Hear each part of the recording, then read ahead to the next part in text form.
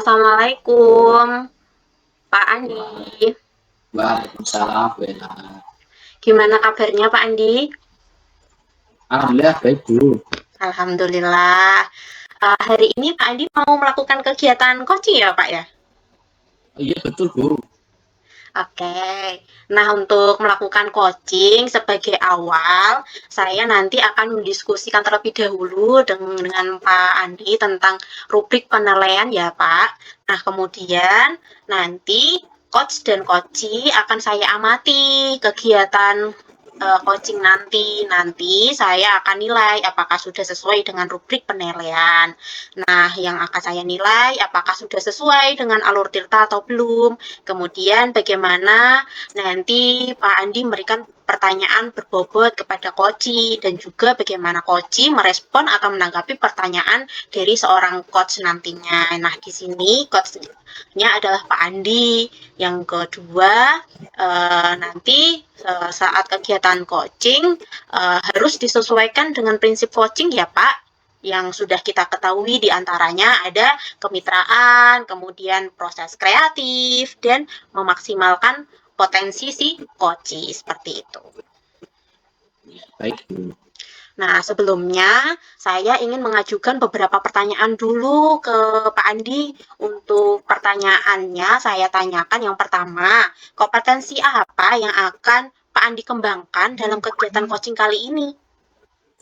Baik Bu, kompetensi yang akan saya kembangkan adalah hadir penuh, mendengarkan aktif, dan memberikan pertanyaan yang berbobot Bu. Wah, hebat Pak. Lah, kemudian dari ketiga kompetensi tadi nih, secara spesifik yang Pak Andi ingin kembangkan itu apa yang nanti akan diobservasi Pak? Baik Bu, kompetensi yang spesifik satu observasi nanti yaitu mendengarkan aktif dan memberikan pertanyaan yang berbobot Bu. Oke, kemudian lalu ini yang terakhir Pak pertanyaannya, untuk indikator ketercapaian dan tujuan pengembangan yang diinginkan oleh Pak Andi seperti apa Pak melalui kegiatan coaching nanti? Saya berkeinginan coach saya dapat menemukan pencerahan atau jalan keluar dari segala permasalahannya Bu. Wah, luar biasa ini Pak Andi persiapannya untuk melakukan coaching nantinya.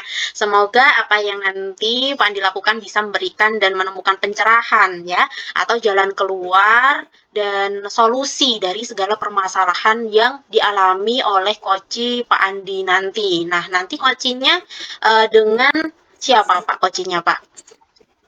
Ini Dengan Pak Agus ya? Pak Agus, betul. Oh iya betul ya. Baik, luar biasa ini Pak Andi persiapannya untuk melakukan coaching nantinya. Semoga apa yang nanti Pak Andi lakukan bisa memberikan dan menemukan pencerahan atau jalan keluar ataupun solusi dari segala permasalahan yang dialami oleh coach Bapak Andi nanti ya.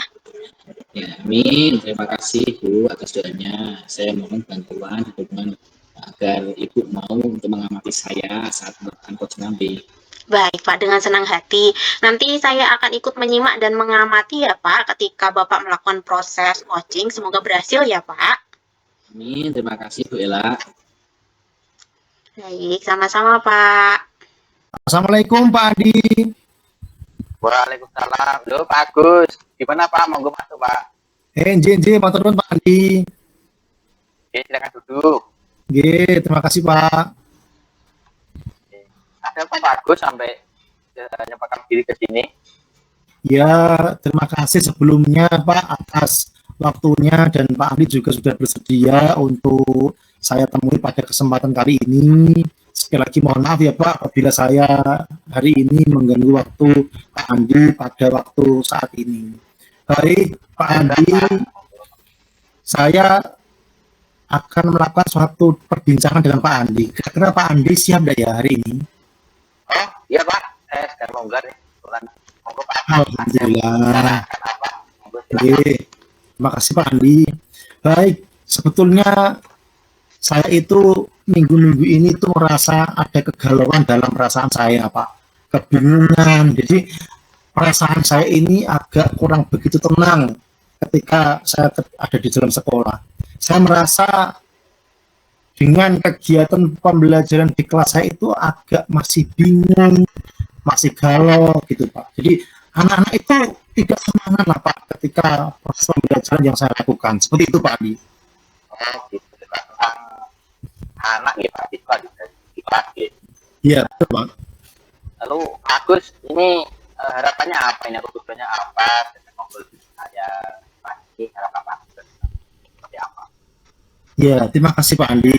Harapan yang sangat tinggi yang saya inginkan itu adalah ketika setelah saya berbincang-bincang dengan Pak Andi, berdiskusi dengan Pak Andi pada kesempatan kali ini, saya mendapatkan solusi Pak dari permasalahan yang saya hadapi saat ini. Seperti itu Pak Andi. Oh seperti itu. Oke Pak. Baik Agus, mari coba kita diskusikan bersama ya dari permasalahan siswa tadi yang Pak utarakan. Mungkin Pak Agus bisa menceritakan detail permasalahan yang Pak. Baik, sebetulnya seperti ini Pak. Anak-anak ketika saya ajar kebetulan di kelas 10 dan 11 itu tidak seaktif dengan anak-anak yang ada di kelas 12 Pak. Jadi karena mungkin Pak dulu dia sempat melewati pembelajaran di masa-masa COVID ya Pak. Jadi sehingga semangat belajar mereka itu sangat rendah Pak.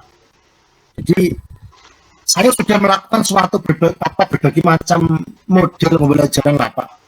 Bahkan ketika saya melaksanakan suatu praktikum yang biasanya kakak kelas mereka itu dulu pada semangat jika melaksanakan praktikum, di kelas 10 dan 11 ini Pak berbeda sekali tanggapannya Pak.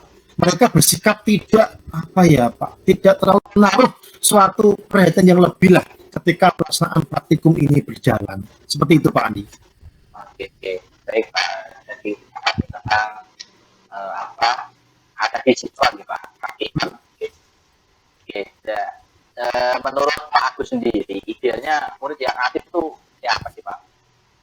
Kalau pendapat saya Pak, murid yang aktif itu adalah murid yang mampu dan berani menyampaikan suatu pendapatnya.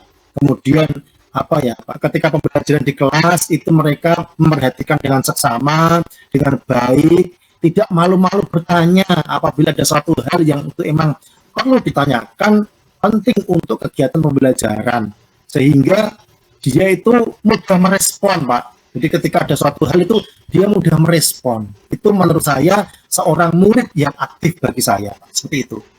Oke Pak Agus. Jika menurut Pak Agus seperti yang Pak utarakan mengenai yang ideal aktif, seperti yang Pak Agus katakan tadi, katakanlah itu di angka 10 ya Pak, di grade angka 10.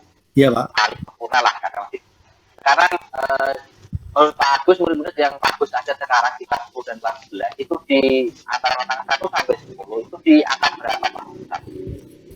Ya kalau pengamatan saya Pak, murid yang selama ini kurang aktif itu kalau di istilahnya simbolkan dengan angka itu di rentang angka 4 sampai 6 lah Pak untuk aktifannya, seperti itu Pak. Oke. 4 sampai 6 ya Pak? Iya betul. Baik. Lalu Pak Agus ingin menaikkan taraf keaktifan anak itu sampai angka berapa Pak? Jika dari angka 1 sampai 10, apakah sampai sempurna 10? Harapan saya Pak, mudah-mudahan tidak terlalu tinggi-tinggi lah Pak.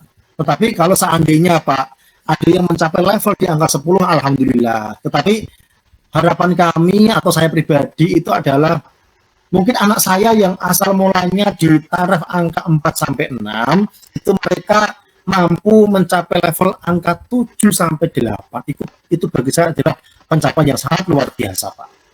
Itu Pak. Jadi naik dari 4 sampai 6 yang Pak utarakan 7 sampai 8 ya.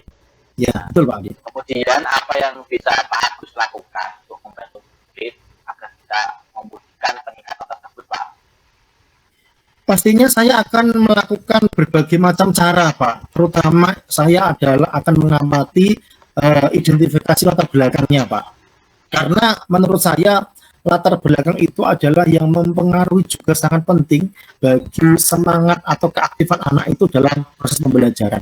Di samping itu juga saya juga akan melakukan Pak, observasi lah karakternya dari anak tersebut sehingga saya mengetahui Pak, dengan adanya observasi tadi maupun identifikasi latar belakang, saya bisa menyimpulkan Pak dari permasalahan yang dialami oleh siswa saya tersebut, gitu Pak. Oke, baik Pak Agus. Sebelumnya Pak Agus pasti kan sudah perhatikan murid ya. Ya Pak. Kalau dari pengalaman Pak Agus sendiri, murid bisa nyaman belajar, senang terapkan seperti apa Pak? Supaya mereka rasanya. Kalau kebiasaan yang pernah saya lakukan yang terdahulu dalam hati ya Pak, itu murid saya itu aktif dan semangat ketika pembelajaran itu endingnya nanti ada suatu reward Pak. Padahal kalau kita ketahui sendiri Pak bahwasanya suatu reward itu tidak begitu etis lah untuk kita sampaikan, karena nanti anak akan punya pola pikir, kemampuannya akan diukur dengan suatu reward tersebut. Seperti itu Pak Andi. Oke, bagus Pak Agus. Jadi memang kita tidak boleh selalu berikan reward ya, karena itu sifatnya motivasi sementara. Ya, betul Pak ya. Jadi eksternal gitu. Ya, betul. Motivasi setelah datang secara eksternal supaya tahan itu ya Pak Agus. Ya, betul Pak Andi. Nah, jadi rencana Pak Agus itu, Pak Agus butuh dukungan apa saja, dari mana saja kira-kira agar bisa mewujudkan rencana tersebut Pak? Ya, pastinya yang saya harapkan dukungan itu adalah satu dari kepala sekolah Pak yang pertama. Yang kedua adalah dari teman-teman saya sejawat Pak. Yang ketiga bagi saya peran penting yang memfaktori suatu keberhasilan itu juga datang dari seorang wali murid tersebut Pak. Jadi nanti saya akan melakukan suatu kolaborasi antara kepala sekolah, teman sejawat, kemudian wali siswa tersebut. Seperti itu. Oke, bagus sekali Pak Agus. Dari Pak Agus yang meningkatkan diri sebagai kepala sekolah, kemudian teman-teman sejawat, kemudian ada wali murid juga nih Pak. Nah, kapan nih Pak Agus melakukan rencana tersebut? Ya, kalau ini engkrengan yang saya buat Pak ini Pak, saya akan melakukan hal ini di minggu depan Pak. Karena saya minggu ini fokus akan Pak melakukan suatu diskusi dulu lah dengan kepala sekolah, teman sejawat dan juga orang tua. Saya akan menyodorkan suatu rencana yang saya buat, bagaimana pendapat mereka, dan nanti ada umpan baliknya dari ketiga suatu tadi kepala sekolah, kemudian teman sejawat, kemudian orang tua, tanggapannya seperti apa ketika saya punya suatu rencana seperti ini, sehingga nanti ketika pelaksanaannya di minggu depan itu sesuai dengan apa yang saya harapkan sudah matang. Seperti itu Pak. Ya, baik Pak Agus, rencana bagus, cara kajian tersebut, cara waktu juga Pak Agus. Jadi saya yakin nih Pak Agus dapat kedepannya. Amin, insya Allah Pak ya. Oke. Nah, lalu ini Pak, apa yang bisa Pak Agus lakukan nih dalam waktu dekat ini? Yang paling cepat apa Pak? Ya, pastinya sesuai tadi yang awal saya sampaikan kepada Pak Andi, bahwasanya saya akan melakukan suatu diskusi Pak dengan kepala sekolah, dengan teman sejawat, kemudian dengan orang tua, sehingga perencanaan ini nantinya ketika saya eksekusi itu betul-betul sudah matang. Seperti itu Pak. Oh, ya. Bagus ya. Jadi semoga apa yang Pak Agus katakan tadi ya, rencana semoga bisa terlaksana dengan baik ya Pak Agus. Ya, terima kasih Pak. Ya. Nah, apakah kira-kira dari percakapan kita ini, diskusi kita ini, apakah harapan dari Pak Agus ini sudah tercapai, ada keberadaan tentang solusi Pak? Ya, kalau saya amati Pak dari percakapan ini, perasaan saya senang Pak, dan alhamdulillah saya mendapatkan solusi yang bagus dari kegalauan saya, dari kebingungan saya akhir-akhir ini. Dari bantuan Pak Andi pada kesempatan kali ini bisa menolong saya lah Pak, setidaknya saya keluar dari kegalauan atau permasalahan yang saya alami pada saat-saat ini. Seperti itu Pak. Ya. Baik Pak Agus. Nah, ini untuk menjaga komitmen Pak Agus nih ya. Ini Ya. saya harap kedepannya ada update ya Pak tentang rencana Pak Agus. Oh iya Pak. Kayaknya nanti saya sih beritahu apa-apanya ya. Oh iya. Pak Agus. Oke. Pasti Pak, nanti setelah ada tindak lanjutnya, nanti tetap saya akan komunikasikan kembali dengan Pak Andi, bagaimana hasilnya, apakah sudah sesuai atau perlu evaluasi kembali.